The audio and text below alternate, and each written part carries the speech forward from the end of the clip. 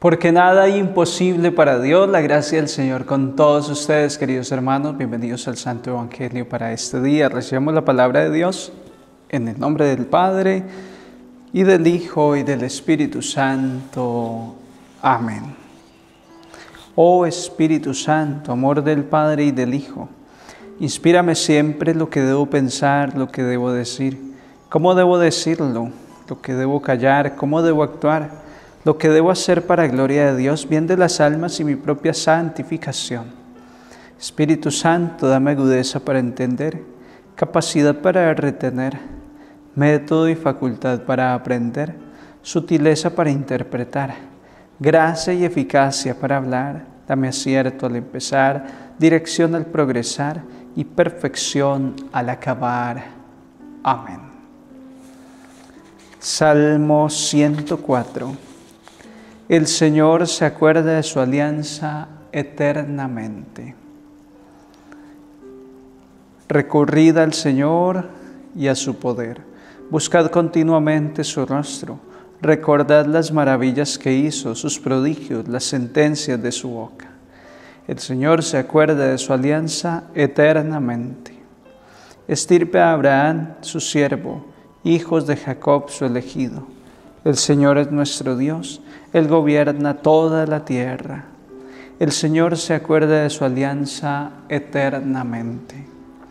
Se acuerda de su alianza eternamente, de la palabra dada por 1000 generaciones, de la alianza sellada con Abraham, del juramento hecho a Isaac. El Señor se acuerda de su alianza eternamente. Les comparto el Evangelio de San Juan en el capítulo 8, versículos 51 al 59. En aquel tiempo dijo Jesús a los discípulos: Os aseguro, quien guarda mi palabra no sabrá lo que es morir para siempre. Los judíos le dijeron: Ahora vemos claro que estás endemoniado. Abraham murió, los profetas también, y tú dices: quien guarde mi palabra no conocerá lo que es morir para siempre. ¿Eres tú más que nuestro padre Abraham, que murió? También los profetas murieron. ¿Por quién te tienes?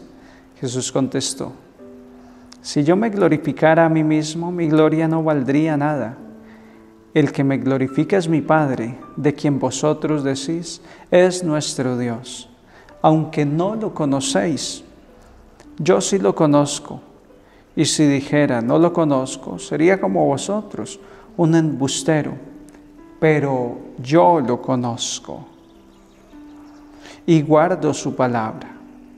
Abraham, vuestro padre, saltaba de gozo pensando en ver mi día, y vio, y se llenó de alegría.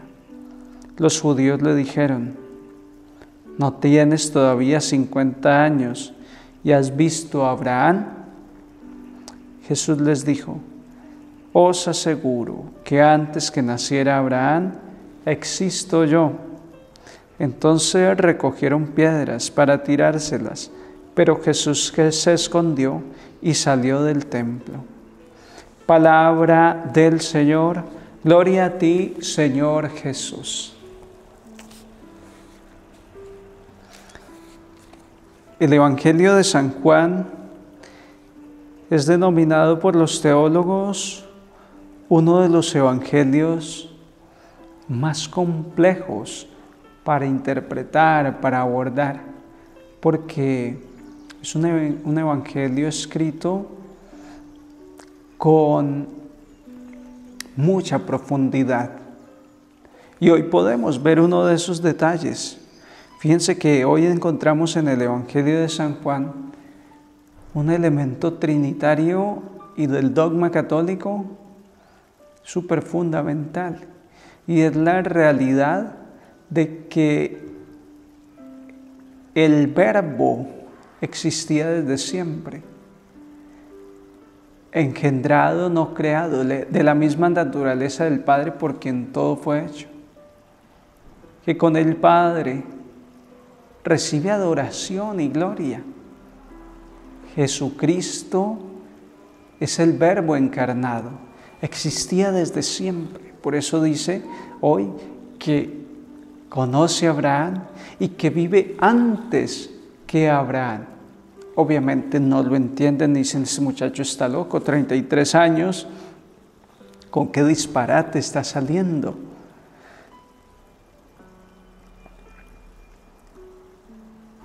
La palabra de Dios nos revela el misterio de Dios. Dice el Concilio Vaticano II que la revelación en la Dei Verbum, en este documento de la Iglesia, se afirma que el Verbo encarnado en la persona de Cristo es Dios y es parte del misterio de la Trinidad. Dios, que son tres personas, Padre, Hijo y Espíritu Santo, ha enviado a su Hijo a encarnarse, a tomar carne humana para salvarnos, para darnos vida. Esto no lo entendieron los judíos hace 2000 años y vemos cómo desde muy temprano ya querían matarlo. Estamos en el capítulo 8 de San Juan y ya querían apedrearlo, solo que Jesús se escabulló, aún no era la hora de él y se salva de que allí le quiten la vida. Dios me envió a su único Hijo para salvarme.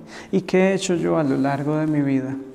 Intentar matarlo, porque el pecado que yo cometo libremente, voluntariamente, es intentar matar la vida, porque Jesús ya está en mí desde el día del bautismo. Y de eso es que debemos arrepentirnos. Este misterio de la encarnación es el que yo debo contemplar. Pero para yo entender este lenguaje, este tipo de cosas, necesito algo más que buena intención. Sí, a mí me gustaría conocer a Dios. Para conocer a Dios, yo necesito empezar a leer la palabra, necesito empezar a practicarla, a instruirme. ¿Alguna de ustedes está leyendo la Biblia sistemáticamente? Le he ido guiando. Primero lee Marcos, luego lee Lucas, luego Mateo, después pasaste a Juan y ahí vas leyendo. Pues te advierto que cuando terminemos con todos los libros de la Biblia, habrá que volver a lo mismo. Y cada vez que vuelvas, estarás más familiarizado con la palabra de Dios. Estarás un poco más cerca del misterio. Porque el conocimiento no se basa en ir como el picaflor, aquí, aquí, allí, allí, de un lado a otro. No, el conocimiento se basa en centrarse en algo y empezar a rodearlo y dar muchas vueltas sobre el asunto, dar muchas vueltas. Y entre más vueltas le dé al asunto, mi pensamiento sobre la realidad se va aclarando y a la vez oscureciendo. Aclarando porque cada día sé más de lo que sabía antes, pero se va oscureciendo porque cada día me voy dando cuenta que me falta todavía mucho camino por recorrer y que hay más por descubrir. Es como la ciencia. La medicina una vez era una sola especialidad, en la época de los griegos. Hoy en día, ¿cuántas especializaciones hay en medicina? Hay alguien especializado en suturar venas. Una vena rota, ¿cómo se cose una vena? Una especialidad. ¿Cómo coser un vaso sanguíneo del cerebro? Una especialidad. Asimismo, tenemos que ser especialistas en la palabra de Dios. Y para eso es que es la Cuaresma. Para dedicarnos un tiempo al estudio de la palabra. Para dedicarnos un tiempo al misterio que nos embarga. ¿Qué hemos de reflexionar hoy de acuerdo al Evangelio que hemos escuchado?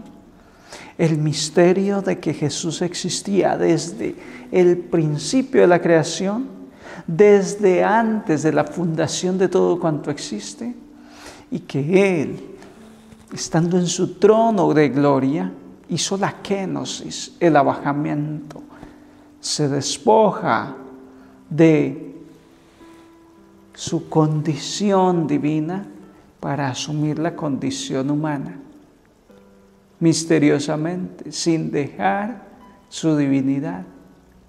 Deja su trono y asume nuestra miseria. ¿Por qué? Porque me ama. Y yo voy a desperdiciar todo esto que Dios ha hecho. Voy a echar en saco roto semejante oportunidad. No puede ser. Es mi obligación aprovechar esta Cuaresma.